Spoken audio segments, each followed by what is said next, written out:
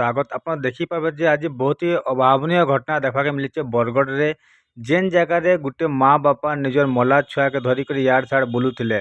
सूचना मुताबिक कलाहांडी जिला धर्मगढ़ बासिंदा से निजर 4 न 5 वर्षीय पुओ के नईकर बुर्ला हस्पिटाल के नहीं देखाबार लगी से जगह चिकित्सा है अवस्था से छुआर मृत्यु घटी। सेमाने गुटे बस रु बुर्ला रु बरगढ़ पहुँची और सुपर मार्केट पाखापाखि जाकि केन जगह बसी से भावुले के जिमा बोली हाथ पैसा भी नहीं थे।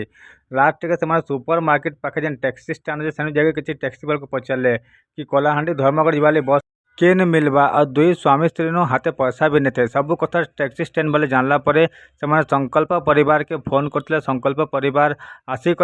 उपजिलापाल को सबू खबर जनाले और गोटे घरोई एम्बुलेंस सुविधा करके कलाहांडी पहुँचा गला।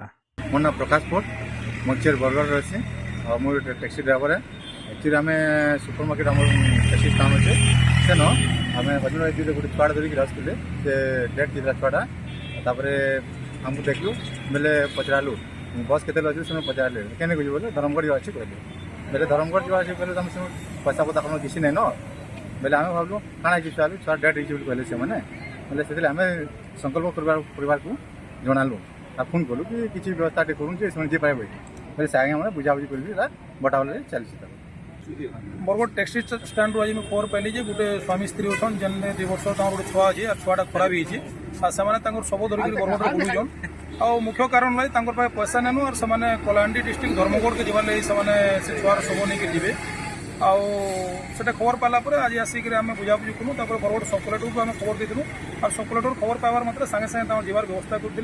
आज आम गोटे लोकाल एम्बुलेंस प्राइवेट एम्बुलेंस करके शव के आम ससम्मान भवानीपाटना के पठाबार व्यवस्था करूँ।